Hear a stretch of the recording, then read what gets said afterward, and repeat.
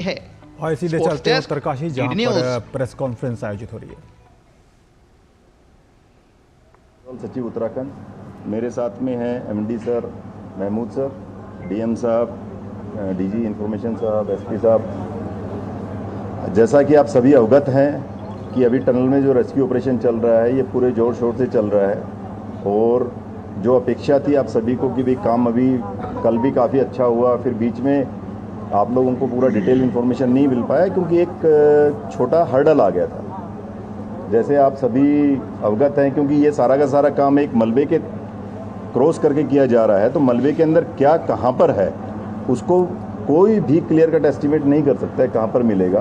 तो जैसा कल आप लोगों को जब सूचना दी गई कि 45 मीटर के तकरीबन हमारा उसमें रास्ता बन गया है, हमारा जो ओगर मशीन है उसने 800 mm का पाइप डाल दिया है, उसके बाद में तुरंत जब उसको किया गया तो उसमें एक हर्डल आया कि एक जब ये बनाई जाती हैं तो एक गर्डल होता है जो ट्रायंगुलर शेप का होता है, उसके अंदर सरिये होते हैं 32 mm का, 25 mm का। तो उन गर्डल के नीचे आने की वजह से वो गर्डल जो है उस ओगर मशीन के अंदर अटक गया और उसके अंदर कुछ ओगर मशीन का पुर्जा भी टूटा। तो उसकी वजह से जैसा आप देख भी रहे होंगे, सभी मीडिया के हमारे बंधु यहाँ पर हैं कि यहाँ पर काफ़ी उसके अंदर चहलकदमी भी हो रही थी, तो आप लोगों को काफ़ी चीज़ों के बारे में कुछ आइडिया भी लग रहा होगा।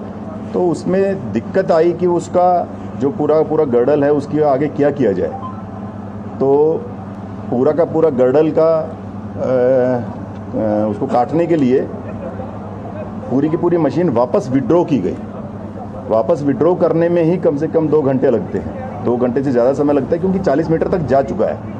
हर एक पार्ट को निकाला जाता है, 6 मीटर का पुर्जा, वो 6 मीटर का पुर्जा डिटैच किया जाता है, उसको हटाया जाता है, फिर दूसरा पार्ट पीछे किया जाता है, फिर उसको निकाला जाता है 6 मीटर का।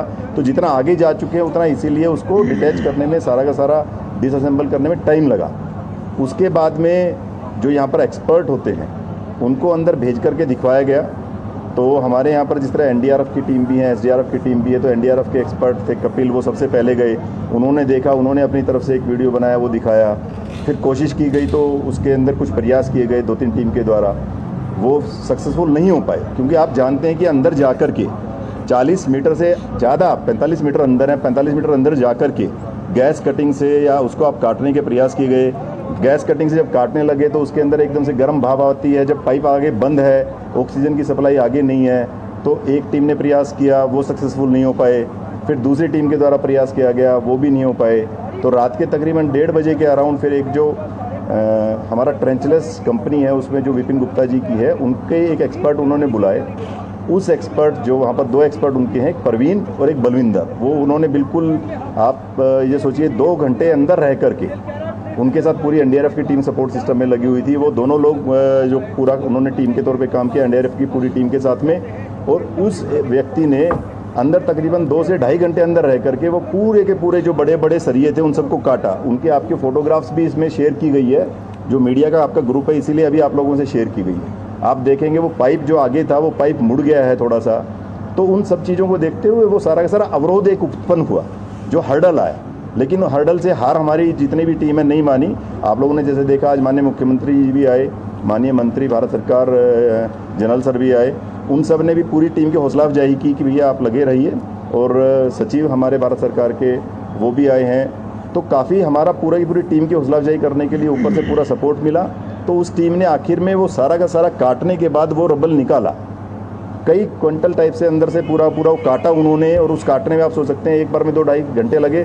फिर दोबारा वो बंदा गया, उसने और उसके अंदर छेद किया, जो पाइप भेजा हुआ है। आप लोग फोटो और वीडियो देखेंगे, आई थिंक आप लोग उसके बाद अप्रिशिएट ज़्यादा कर पाएंगे जो बताया जा रहा है। तो उस पूरे के पूरे पाइप को भी काटा गया।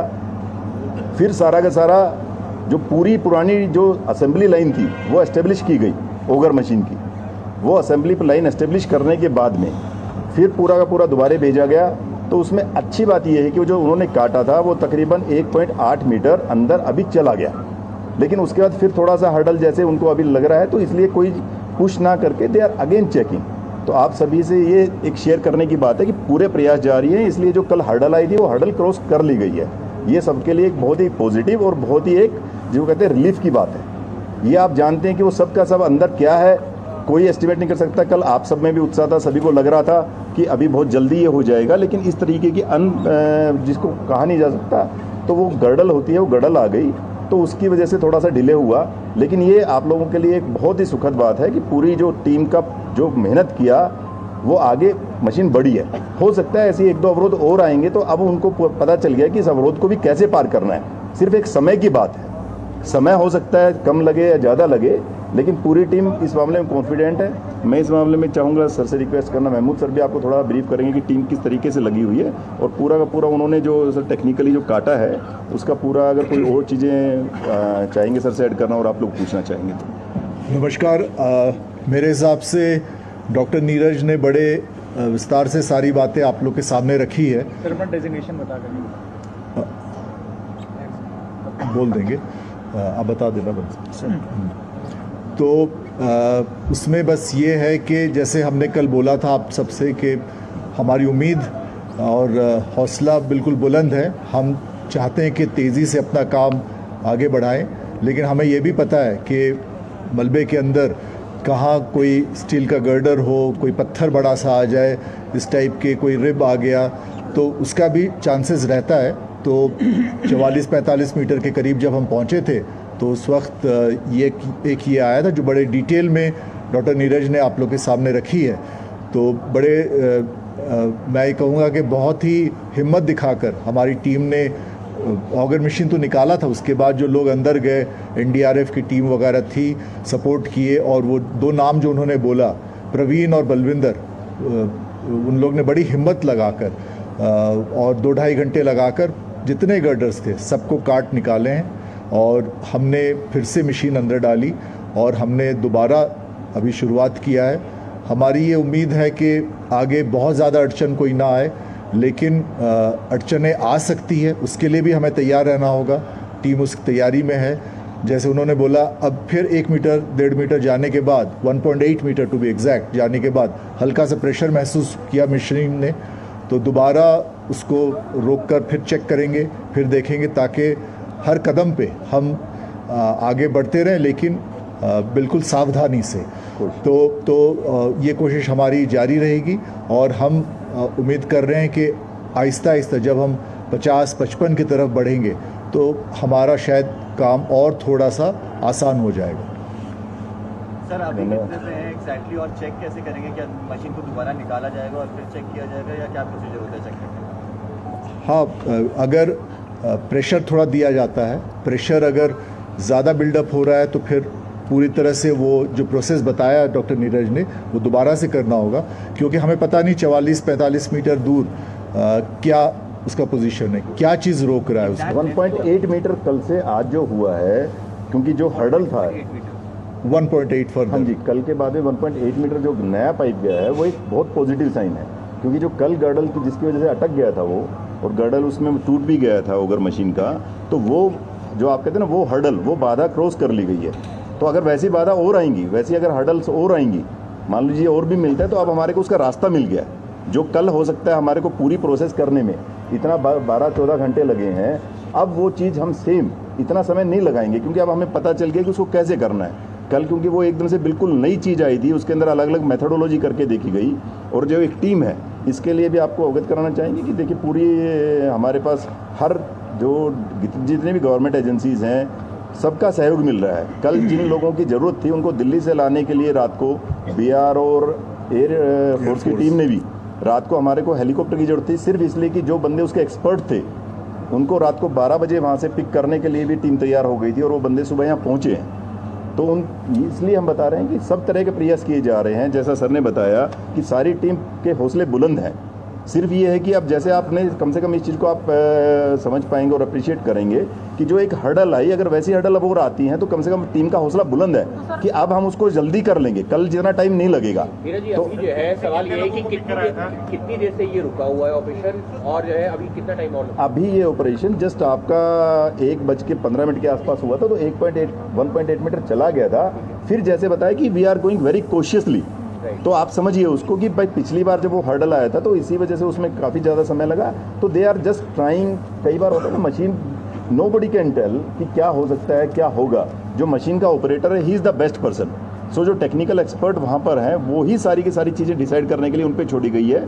All the officers everybody is supporting them. Sir जो मजदूर हैं उनकी हालत के बारे में क्या दिया जा रहा है? हाँ जी, चलिए ये हाँ जी, ये आप लोगों ने बहुत अच्छा सवाल पूछा। अंदर जो टीम है उनसे आज माननीय मुख्यमंत्री जी ने बात की है, माननीय केंद्रीय मंत्री MOS general VK Singh sir ने भी बात की है। उन लोगों के हौसले बुलंद हैं। उन्होंने कहा कि साहब हम बिल्कुल ठीक है। जैसे स्टार्टिंग में जब ये सारी चीज़ें दवाइयाँ वगैरह जाने लगी तो कुछ लोगों को, जैसे कल भी हमने बताया था, कॉन्स्टिपेशन की दिक्कत थी, 1-2 लोगों को हल्का हल्का फीवर का था, कुछ लोगों को जिस तरह आइज़ के अंदर किसी के, क्योंकि जब आप समझते हैं कि उस समय अंदर धूल उठा होगा तो किसी के वो चला गया होगा तो आंखों में थोड़ी दिक्कत फील हो रही थी, तो उनको आई ड्रॉप्स वगैरह भेजी गई। जो भी उनकी ज़रूरत की दवाइयाँ थी वो सारी भिजवाई गई। तो देवर पहले से उनकी अब बिल्कुल स्वास्थ्य में बहुत अच्छा, कोई ऐसा नहीं है कि अंदर अस्वस्थ है।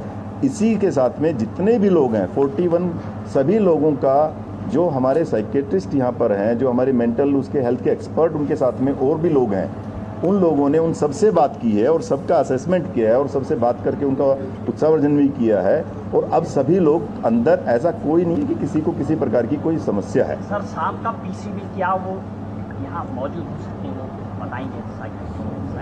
वो आपको जरूर, वो आपके अगली PC के अंदर, जैसे आज शाम को दिल्ली